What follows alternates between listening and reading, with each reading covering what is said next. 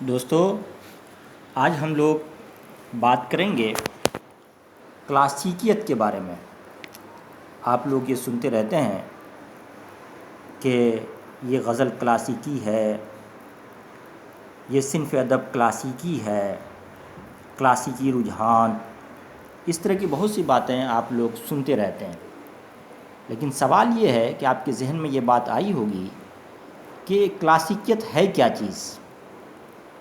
تو آج ہم لوگوں کی گفتگو کلاسیکیت کی پر ہوگی۔ اب دیکھیے اس کی تعریف کیا متعین کی جا سکتی ہے کہ کلاسیکیت کی اگر کوئی آسان اور جامع تعریف کی جا سکتی ہے تو یہ کی جا سکتی ہے کہ وہ ادب جو قدیم ہو اور عظیم ہو، یعنی زمانی اعتبار سے اس پر ایک طویل عرصہ گزر چکا ہو اور وہ ادبی اقدار سے بتمام و کمال متصف ہو۔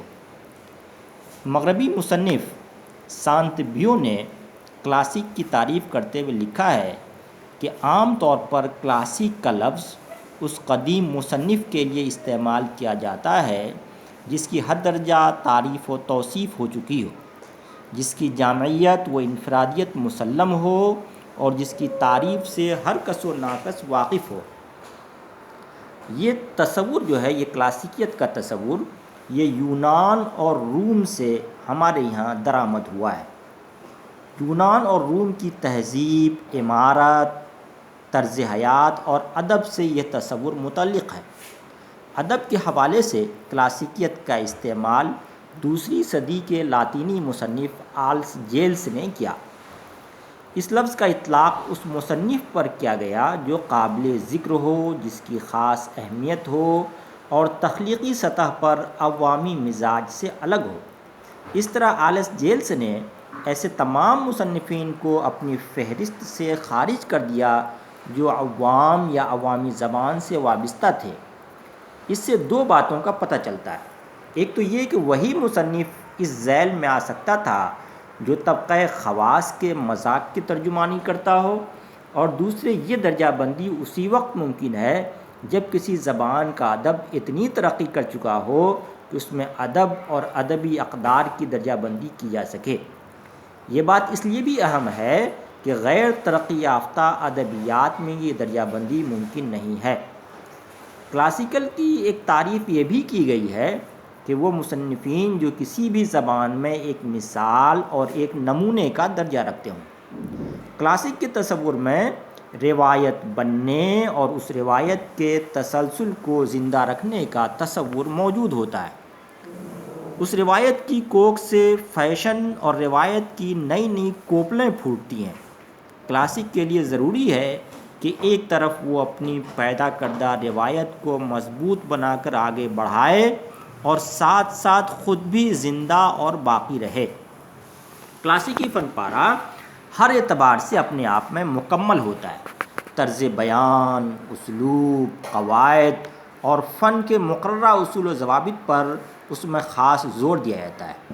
کلاسیکی ادب کی تخلیق کے پس پردہ محض تخلیق کار کا تخیل اور اس کی صلاحیت کار فرما نہیں ہوتی ہے، بلکہ اس تہذیب اور معاشرے کا کردار بھی اہم ہوتا ہے جس میں وہ ادب معرض وجود میں آتا ہے۔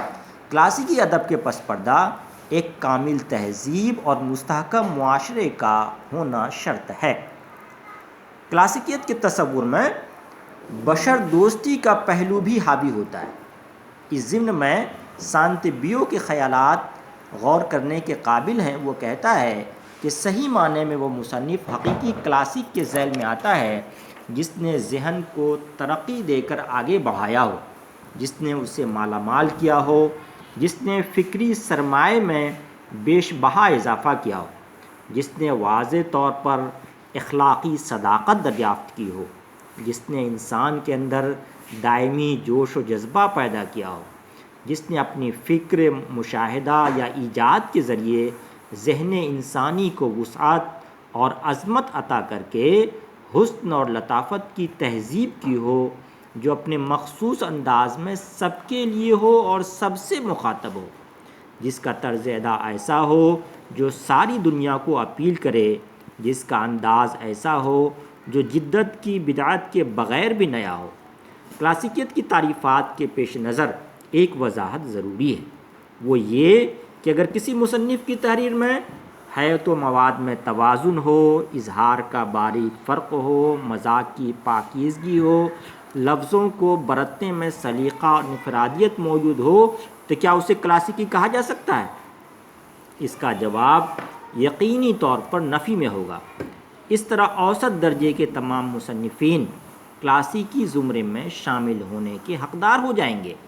دراصل یہ وہ نظریہ ہے جس میں تخیل اور احساس کو عقل کے تابع بنا کر پیش کیا جاتا ہے۔ یہ بات واضح رہے کہ کلاسک بنانے کا کوئی نسخہ یا گر نہیں ہے۔ کلاسیکیت کی توضیح کے سلسلے میں گوئٹے کا یہ جملہ بہت مشہور ہے۔ اس نے کہا تھا، میں کلاسیکی کو صحت مند اور رومانیت کو مریضانہ کا نام دیتا ہوں کہ وہ کمزور اور بیمار ہیں۔ قدیم تصانیف اس لیے کلاسیکل ہیں کہ وہ جاندار اور صحت مند ہیں۔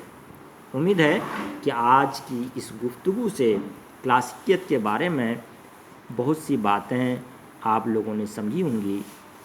چلیے آج کی گفتگو اسی پر ختم۔ خدا حافظ۔